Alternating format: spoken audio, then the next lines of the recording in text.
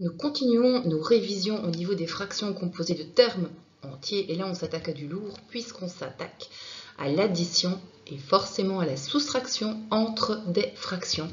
À nouveau, nous allons partir d'exemples. Voici l'exemple que je vous propose. Au niveau du procédé, il vous faudra dans un premier temps appliquer les conventions d'écriture. Je rappelle, rendre chacune des fractions irréductibles, et ce, fraction par fraction, et rendre également les dénominateurs positifs. C'est parti, c'est ce que nous allons opérer pour le premier exemple. Alors, il y a la présence de deux signes moins, signifiant que la fraction sera positive. Puisque c'est le premier terme, je peux me permettre de l'enlever. Entre 14 et 36, il y a un PGCD. Ce PGCD, c'est 2. Quand je divise ces deux termes par 2, je me retrouve avec, pour première fraction irréductible, 7 sur 18. On s'attaque à la deuxième fraction. Alors, présence de 3 signes moins, signifiant ici que mon résultat sera négatif. Entre 20 et 15, le PGCD, c'est 5. Me reste alors pour numérateur 4 et pour dénominateur 3. Pour ma troisième fraction, présence de 2 signes moins, signifiant que ce quotient sera positif. Entre 21 et 42, les deux sont étroitement liés puisque 21 divise 42 et que 42 est son multiple. Au numérateur me restera alors 1 et au dénominateur 2. Je prends un deuxième exemple. Le voici. Alors, au niveau de la première fraction, présence de 2 signes moins, signifiant que mon quotient sera positif et puisque c'est le premier terme, je peux le retirer. Entre 14 et 24, le PGCD, c'est 2. Me reste alors pour numérateur 7 et pour dénominateur 12. Pour la deuxième fraction, je n'ai la présence que d'un seul signe moins, signifiant que ce quotient sera négatif. Entre 10 et 72, le PGCD, c'est à nouveau 2. Si je divise les termes par 2, je me retrouve alors pour nouvelle fraction avec 5 sur 36. Pour la troisième fraction, présence de 2 signes moins, ce qui veut dire que mon quotient sera positif. Et le PGCD entre 33 et 54 n'est rien d'autre que 3, ce qui me donne 11 sur 18. Ça, c'est pour la première étape. Deuxième étape, il vous faudra trouver le dénominateur commun et pour ce faire, travailler avec le PPCM. Et là, on va faire un petit arrêt sur image. Comment déterminer le dénominateur commun lorsque vous avez plusieurs fractions? Mais ces fractions sont déjà au stade 1, c'est-à-dire qu'elles sont déjà rendues irréductibles et que leur dénominateur n'est plus négatif. Premier cas, alors c'est lorsque vous avez des dénominateurs qui sont directement en lien. Alors qu'est-ce que ça veut dire? Ça veut dire que l'un est le diviseur de l'autre et que l'autre forcément est son multiple. Dans mon exemple, 2 est diviseur de 8. Et 8 est forcément son multiple. Dans ce cas de figure, c'est tout trouvé. Le dénominateur commun sera le multiple. Et donc ici, je dois tout convertir en huitième. Oui, mais attention, une fois que le dénominateur est trouvé, il va falloir rééquilibrer chacune de vos fractions en déterminant la fraction équivalente correspondant à votre nouveau dénominateur. Or, pour la première, j'étais en demi. Oui, mais ça, c'était avant. Maintenant, je suis en huitième. Dès lors, je rééquilibre cette dernière en multipliant par 4. Ce que je fais en dessous, je dois le faire au-dessus. 7 fois 4 me donne 28. 28 huitièmes est la fraction équivalente de 7 demi. On s'attaque maintenant au rééquilibrage de la deuxième fraction. Elle était déjà en huitième, je n'ai qu'à recopier son numérateur. Restera alors à additionner 28 plus 3, ce qui me donne, en huitième toujours, 31 huitièmes. Ça, c'était le premier cas. Deuxième cas, c'est lorsque votre dénominateur, ils sont liés par des diviseurs communs autres que le chiffre 1. Comme par exemple ici, 36 et 54, à part 1, j'observe qu'ils sont tous les deux divisibles par 2 ou par 3. Eh bien, dans ce cas de figure, vous devrez identifier le PPCM de ces deux-là. Et s'il n'est pas directement visible, on devra faire appel à la technique du PPCM. C'est parti. Pour la technique du PPCM, il vous faudra, comme dans le PGCD, décomposer chacun de ces dénominateurs, donc j'ai repris 36 ici et 54 ici, en produit de facteurs premiers. C'est parti, c'est ce que nous allons opérer. Alors le plus petit diviseur premier de 36, c'est 2, ce qui me donne 18. 18 est toujours divisible par 2, ce qui me donne 9. 9 n'est plus divisible par 2, mais il est divisible par 3, ce qui me donne 3. 3 est divisible par 3, ce qui me donne 1. Première décomposition réalisée. On s'attaque à 54. 54 est divisible par 2, ce qui me donne 27. 27 n'est plus divisible par 2, mais il est divisible par 3, ce qui me donne 9. 9 est divisible par 3, ce qui me donne 3. Et 3 est divisible par 3, ce qui me donne 1. Pour identifier le PPCM, ce coup-ci, parce qu'on n'est plus dans un cas de figure où on simplifie, vous devrez sélectionner tous les facteurs, communs ou pas, avec pour chaque facteur l'exposant le plus grand. C'est parti, je vais donc comparer ici dans mes deux grilles, dans mes deux décompositions. J'ai 2 facteurs 2 et ici je n'en ai que 1. Je prends là où il y a le plus, c'est-à-dire que je prends ces 2 facteurs-là. Si je compare ensuite les facteurs 3, j'en ai 2 ici et j'en ai 3 ici. Ce que je vais choper, ce sont les 3 qui figurent à droite. Mon PPCM sera alors 2 fois 2 fois 3 fois 3 fois 3. En réalité, 4 fois 27, ce qui me donne 108. Mon dénominateur commun sera alors 108. Me reste maintenant à rééquilibrer chacune de ces fractions en fonction de ce nouveau dénominateur. Je vais devoir trouver la fraction équivalente à 5/36e, convertie en 108e et faire de même avec la deuxième fraction. Vous allez voir qu'une fois qu'on travaille avec ceci, eh bien c'est très simple. Il n'y a pas beaucoup de calculs à devoir faire. Lorsque on travaille ici avec 36. 36, ça n'est rien d'autre que, regardez avec moi, 2 fois 2 fois 3 fois 3. C'est 4 fois 9.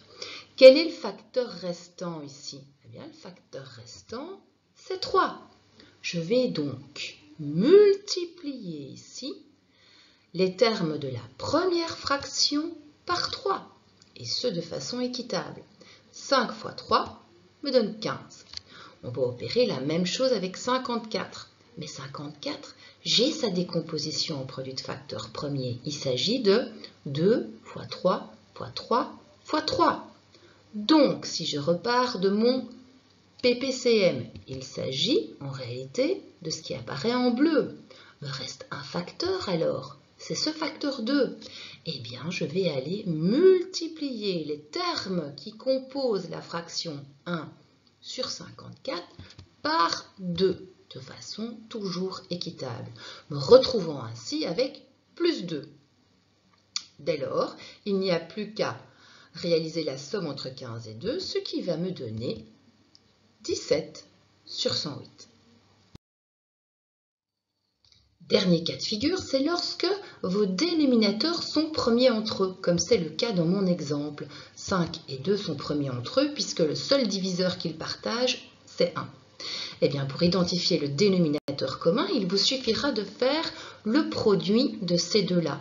5 multiplié par 2, ça me donne 10. Il faudra rééquilibrer chacune de ces fractions. Pour passer de 5 à 10, j'ai dû multiplier ce dénominateur par 2. Sens du partage, ce que je fais en dessous, je le fais au-dessus. 2 multiplié par 2 me donne 4. Je fais exactement le même travail avec ma deuxième fraction. Pour passer de 2 en dixième, j'ai dû multiplier par 5. Ce que je fais en dessous, je le fais au-dessus. 7 fois 5 plus 7 fois 5 me donne plus 35. Finalement, mon résultat final sera 39 dixièmes. Voilà, c'était le petit arrêt sur image avant de poursuivre nos révisions. Nous en étions donc ici. Nous avions déjà appliqué la première étape, à savoir rendre chacune des fractions irréductibles et rendre les dénominateurs positifs. Deuxième étape, trouver le dénominateur commun et donc identifier le PPCM aux dénominateurs qui sont présents dans les deux exemples. Ici, le dénominateur commun, mais comme vous le voyez, G2, G3, G18, je suis dans quel cas de figure? Dans le cas numéro 1. C'est-à-dire que ces dénominateurs sont étroitement liés. Eh bien oui, 18 est multiple de 3 et de 2, 2 et 3 divisent 18.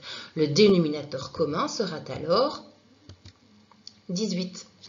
Maintenant, il me faut impérativement rééquilibrer les nouveaux numérateurs en identifiant chacune des fractions équivalentes selon mon nouveau dénominateur.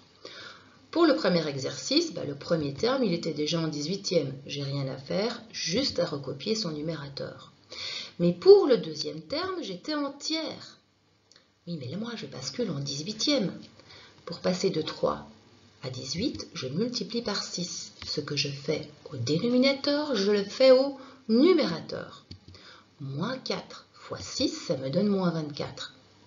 Enfin, pour la dernière fraction, j'étais en demi, mais je bascule en 18e. Ce 2 sera alors multiplié par 9. Ce que je fais en dessous, je le fais au-dessus. Plus 1 fois 9, ça me donne plus 9. Si on passe maintenant au deuxième exemple, j'ai des 12e, des 36e et des 18e. À nouveau, ces dénominateurs sont étroitement liés. 12 et 18 sont les diviseurs de 36. 36 étant leur multiple, c'est lui qui sera mon dénominateur commun. C'est lui mon PPCM. Reste à trouver les 3 fractions équivalentes à mon nouveau dénominateur. La première, j'étais en 12e. Pour passer de 12 à 36, je multiplie par 3. Ce que je fais au dénominateur, je le fais au numérateur. 3 fois 7 me donne 21. Pour la deuxième fraction, elle était déjà en 36e. Je n'ai qu'à recopier son numérateur, moins 5. Quant à la dernière, elle est en 18e, mais je dois basculer en 36e. Ce 18 sera multiplié par 2, mais forcément, 11 le sera aussi. Plus 11 fois 2, ça me donne plus 22. Troisième étape ici, réduire le super grand numérateur et recopier le dénominateur commun. C'est parti, on démarre avec l'exemple de gauche. Je vais donc d'abord associer 7 moins 24, ce qui me donne moins 17 plus 9. Moins 17 plus 9 me donne moins 8. Moins 8 sur quoi? J'oublie pas de recopier mon dénominateur sur 18. On fait exactement la même chose ici pour le deuxième exemple. À nouveau, je vais associer 21 moins 5, ce qui me donne 16. 16 plus 22. Et 16 plus 22 me donne 38. Le tout sur 36. Ultime étape, il vous faut vérifier s'il n'y a pas encore moyen de simplifier. Or, vous le voyez, entre 8 et 18, j'ai un diviseur commun, c'est 2. Eh bien, je vais tout diviser par 2. Finalement, mon résultat final sera moins 4 sur 9. Quant ici à mon résultat pour le deuxième exemple, je sais aussi diviser les termes fractionnaires par 2. Je suis obligée de le faire puisque je dois donner mon résultat sous forme de fraction irréductible. En divisant les termes par 2, je me retrouve avec 19 sur 18. Voici quelques exercices de synthèse et donc je ramène le procédé. La toute première des étapes était appliquer les conventions d'écriture et donc rendre chacune des fractions irréductibles en réglant le problème du signe du dénominateur. C'est parti. Alors pour le premier exercice, présence d'un seul signe moins, mon quotient sera négatif. 26 et 8 sont tous les deux divisibles par 2. Ce qui me donne moins 13 sur 4.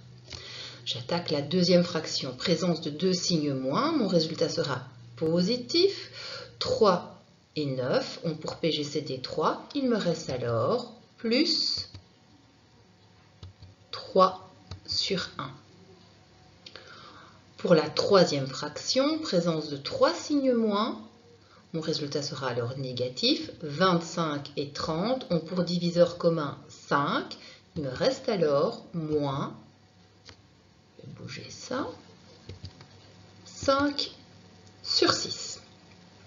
Ensuite, identifier le dénominateur commun, c'est-à-dire le PPCM.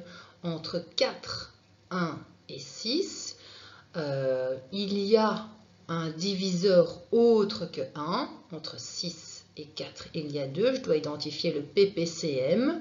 Le PPCM entre 4 et 6, c'est pas compliqué, c'est 12. Je vais donc tout mettre en 12e. Je vais devoir maintenant rééquilibrer mes nouveaux numérateurs. Or, je partais de 4 pour la première fraction.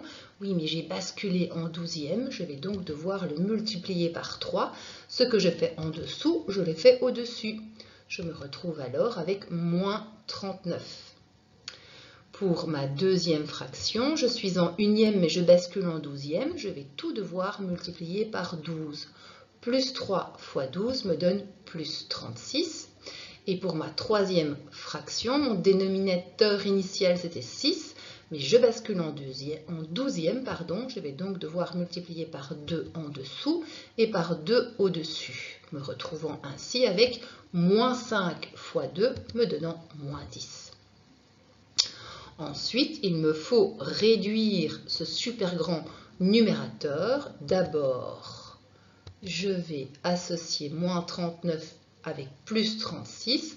Moins 39 plus 36 me donne moins 3. Et moins 3 moins 10 va me donner finalement moins 13. Je n'oublie pas de recopier mon dénominateur commun.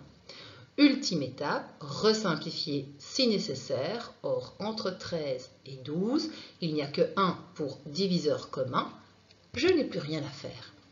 Je passe au deuxième exemple. Ici, première des étapes, rendre chacune des fractions irréductibles et régler le problème des dénominateurs. Le 3, ça reste 3, mais par facilité, je mets 3 unièmes. Présence de 2 signes moins pour ma deuxième fraction. J'aurai donc un quotient positif. Entre 15 et 36, le PGCD c'est 3. Quand je divise 15 et 36 par 3, cela va me donner plus 5 sur 12. Pour ma troisième fraction, il y a la présence de 3 signes moins, donc finalement le quotient sera négatif. Je sais tout diviser par 10, me retrouvant alors avec moins 4 quinzièmes. Deuxième étape, il va nous falloir identifier le dénominateur commun et donc aller à la recherche du PPCM entre 1, 12 et 15. C'est le moment parfait pour revisiter la technique du PPCM. On va donc décomposer 12 et 15 en produits de facteurs premiers. Alors, le plus petit diviseur premier de 12, c'est 2, ce qui me donne 6. Je continue ma division par 2, ce qui me donne 3, et là, pas le choix. Je dois diviser 3 par 3, ce qui me donne 1. Je fais le même travail avec 15. 15 est d'abord divisible par 3, ce qui me donne 5, et 5 divisible par 5, ce qui me donne 1. Pour identifier le PPCM, il vous faut sélectionner tous les facteurs, communs ou pas d'ailleurs, avec pour chaque facteur l'exposant le plus grand. Je commence avec les plus petits facteurs dans ma décomposition en produits de facteurs premiers pour 12. Eh bien, c'est ces deux facteurs-là. Ils ne se répètent pas d'office, ils feront partie de mon PPCM. Je les note ici juste en dessous. Je vais dans l'ordre croissant et maintenant je vais chez mon dénominateur 15 et dans sa décomposition, j'analyse le facteur 3 qui se répète une fois. Eh bien, quand il y a bataille entre deux facteurs, on ne le prend qu'une seule fois. Il fera également partie de mon PPCM. Je vais toujours par ordre, reste à analyser le facteur 5. Le facteur 5 ne se répète pas, il n'est pas commun, donc d'office, il fera partie de mon PPCM. Mon PPCM vaudra combien? D'abord, je fais 2 fois 5, ça me donne 10. 10 fois 6, ça me donne 60. Mon dénominateur commun sera 60. Reste maintenant à rééquilibrer chacune de ces fractions en fonction de ce nouveau dénominateur. Pour la première, j'étais en unième. Facile, il suffit de multiplier dénominateur et numérateur par 60. 3 fois 60, ça me donne 180. Même travail ici pour ma deuxième fraction. Je suis en douzième. Je vais utiliser la décomposition en produit de facteur premier de mon PPCM. Pourquoi? Parce que 12 en réalité, ça n'est rien d'autre que 2 fois 2 fois 3. Eh bien, si je sélectionne ça dans mon PPCM, qui est-ce qui reste? C'est 5. Tout simplement, je vais pouvoir multiplier dénominateur et numérateur par 5.